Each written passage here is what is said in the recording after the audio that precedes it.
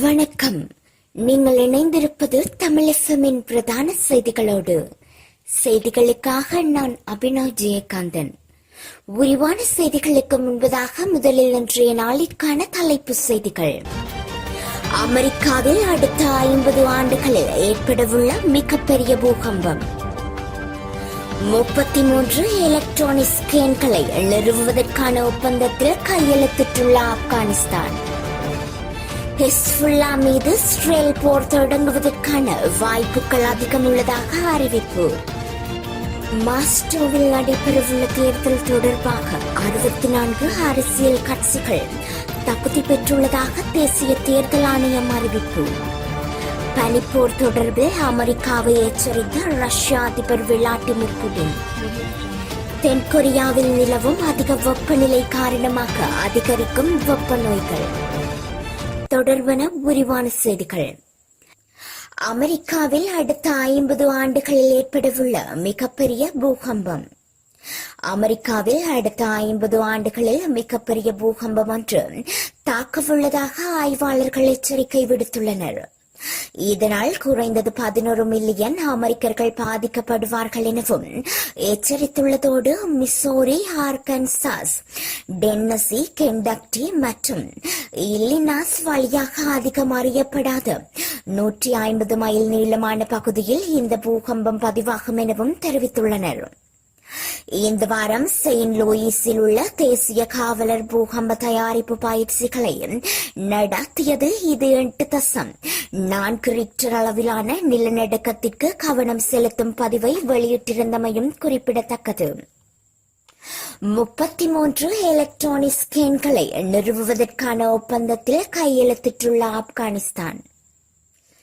பாதுகாப்பை அதிகரிப்பதற்கும் கடத்தலை தடுப்பதற்கும் வணிகப் பொருட்களை முழுமையாக திரையிடுவதற்கும் 33 எலக்ட்ரானிக் ஸ்கேன்களை நிறுவுவதற்கான ஒப்பந்தத்தில் ஆப்கானிஸ்தான் அரசாங்கம் கையெழுத்திட்டுள்ளது என்று நாட்டின் பொருளாதார விவகாரங்களுக்கான துணை பிரதமர் தெரிவித்துள்ளார். 8 பில்லியன் ஆப்கானிஸ் கிட்டத்தட்ட 13.3 மில்லியன் அமெரிக்க டாலர்கள் மதிப்பிலான ஸ்கேனர்களை ஆப்கானிஸ்தானின் 12 சுங்க துறைமுகங்களில் நிறுவப்படும் என்று அந்த அறிக்கையில் தெரிவிக்கப்பட்டுள்ளது. இந்த ஸ்கேனர்கள் நிறுவும் போது சுமார் 2000 உள்ளூர் மக்களுக்கு வேலை வாய்ப்புகள் வழங்கப்படும் எனவும் தெரிவிக்கப்பட்டுள்ளது. மின்னணு ஸ்கேனர்களை நிறுவும் போது சுமார் 2000 உள்ளூர் மக்களுக்கு வேலை வாய்ப்புகள் வழங்கப்படும் நிலையில் மின்னணு ஸ்கேனர்கள் டோர்காம், கைதான், ஸ்பெயின், போல்டாக்ஸ், இஸ்லாம், காலா, நிர்ம்ரோஸ், அபுனஸ்பராகி, கோஸ்ட், பாக்டியா, ஹக்கீனா மற்றும் செர்கான் துறைமுகங்களில் நிறுவப்படும் என்றும் தெரிவிக்கப்பட்டுள்ளது.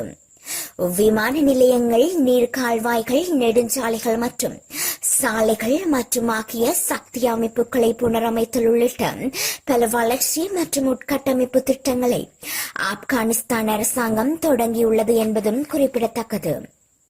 ஹெஸ்புல்லா மீது இஸ்ரேல் போர் தொடங்குவதற்கான வாய்ப்புகள் அதிகம் உள்ளதாக அறிவிப்பு. இஸ்ரேலின் கட்டுப்பாட்டில் உள்ள கோலன் பீடபூமி பகுதியில் ஒரு பெரிய ட்ரூஸ்ட் நகரமான மத்தாசம் பகுதியில் நடந்த நேரடி தாக்குதலை தொடர்ந்து இஸ்ரேலுக்கும் ஹெஸ்புல்லாவிற்கும் இடையே போர் வெடிக்கலாம் என்ற சூழ்நிலை ஏற்பட்டுள்ளது. ஹெஸ்புல்லாவுக்கு எதிரான போரை தொடங்க வேண்டும் என்று இஸ்ரேலிய அரசுக்கு அழுத்தங்கள் கொடுக்கப்பட்டதாகவும் தெரிவிக்கப்பட்டுள்ளது. போரை தொடங்குவதா இல்லையா என்று இஸ்ரேலிய பிரதமர் பெஞ்சமின் நெதன்யாகு முடிவெடுப்பார் என்று இஸ்ரேலிய ஊடகங்கள் கருத்து தெரிவித்துள்ளன. இந்த தாக்குதலில் 12 பேர் கொல்லப்பட்டதோடு அவர்களில் 10 முதல் 20 வயதிற்குட்பட்ட குழந்தைகள் மற்றும் இளைஞர்கள் எனவும் குறைந்தது 19 பேர் காயமடைந்ததாகவும் மேலும் இதில் 6 பேர் படுகாயமடைந்ததாகவும் தெரிவிக்கப்பட்டுள்ளது. 3 பேர் மிதமாகவும் மற்றும் 10 பேர் லேசாகவும் காயமடைந்துள்ளதாகவும் தெரிவிக்கப்பட்டுள்ளது. இஸ்ரேலில் ஹெஸ்புல்லா மீது போரை தொடங்க வேண்டும் என்று குரல்கள் இஸ்ரேலில் ஒலிக்க தொடங்கியுள்ளதாகவும் தாக்குதல் நடந்த நேரத்தில் அமெரிக்காவில் இருந்த பிரதமர் நெதன்யாகு தனது பயணத்தை பல மணி நேரங்களில் முன்னகர்த்தி இஸ்ரேலுக்கு திரும்புவார் என்று எதிர்பார்க்கப்படுவதாகவும் தெரிவிக்கப்பட்டுள்ளது. அவர் இஸ்ரேலில் போர் அமைச்சரவையில் கூடி சாத்தியமான போர் பற்றிய முடிவு எடுக்கப்பட வேண்டும் என்றும் தெரிவித்துள்ளதோடு தாக்குதல் நடந்து சிறிது நேரத்திற்கு பின்னர் அமெரிக்காவில் நெதன்யாகுவால் வெளியிடப்பட்ட காணொலி செய்தியில் தமது உணர்வை அவர் வெளிப்படுத்தியுள்ளமையும் தெரிவிக்கப்பட்டுள்ளது. கொல்லப்பட்டவர்களில் கால்பந்து விளையாடிக் கொண்டிருந்த சிறு குழந்தைகளும் அடங்குவதாகவும் மற்றவர்களும் கொல்லப்பட்டதாகவும் தெரிவித்துள்ளது. இஸ்ரேல் இதை அமைதியாக கடந்து சென்று விடாது என்றும் மிக கடுமையாகவும் பதிலடி கொடுக்கப்படும் என்றும் அவர் தெரிவித்துள்ளமை குறிப்பிடத்தக்கது. நெதன்யாகு இந்த தாக்குதலுக்கு கொடுக்க வேண்டிய பதிலடி தொடர்பாக விவாதித்துள்ளதோடு பிரதமரின் அலுவலகம் இதனை தெரிவித்துள்ளமையும் குறிப்பிடத்தக்கது. தற்போதுள்ள சூழ்நிலையில் இஸ்ரேலுக்கும் ஹெஸ்புல்லாவுக்கும் இடையே போர் தொடங்குவதற்கான வாய்ப்பு அதிகம் உள்ளதாகவும் தெரிவிக்கப்பட்டுள்ளது. மால்டோவாவில் நடைபெறவுள்ள தேர்தல் தொடர்பாக 64 அரசியல் கட்சிகள் தகுதி பெற்றுள்ளதாக மத்திய தேர்தல் ஆணையம் அறிவிப்பு. ஜனாதிபதி தேர்தல் மற்றும் அக்டோபர் 20 நடைபெறவுள்ள குடியரசுக் கட்சியின் அரசியல் அமைப்பு வாக்கெடுப்பில் பங்கேற்க 64 அரசியல் கட்சிகள் தகுதி பெற்றுள்ளதாக மால்டோவாவின் மத்திய தேர்தல் ஆணையம் அறிவித்துள்ளது. CEC இந்த அரசியல் பிரிவுகளின் பட்டியலை வெளியிட்டுள்ளதோடு பொது சேவைகள் முகமையில் பதிவு செய்யப்பட்ட அனைத்து கட்சிகளும் தேர்தல் மற்றும் வாக்கெடுப்புக்கு வேட்பாளர்களை பரிந்துரைக்க முடியும் என உறுதிப்படுத்தியுள்ளமையும் குறிப்பிடத்தக்கது.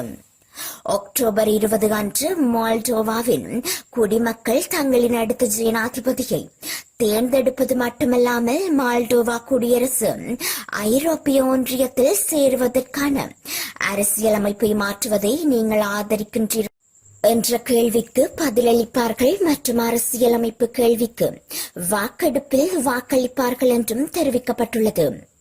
அரசியலமைப்பின் கீழ் ஜனாதிபதி வேட்பாளராக தேர்ந்தெடுக்கப்படுவதற்கு அறுதி பெரும்பான்மையுடன் வெற்றி பெற வேண்டும் எனவும் இல்லையெனில் முதல் 2 வேட்பாளர்கள் 2ஆம் நிலைக்கு செல்வார்கள் என்றும் தெரிவிக்கப்பட்டுள்ளது.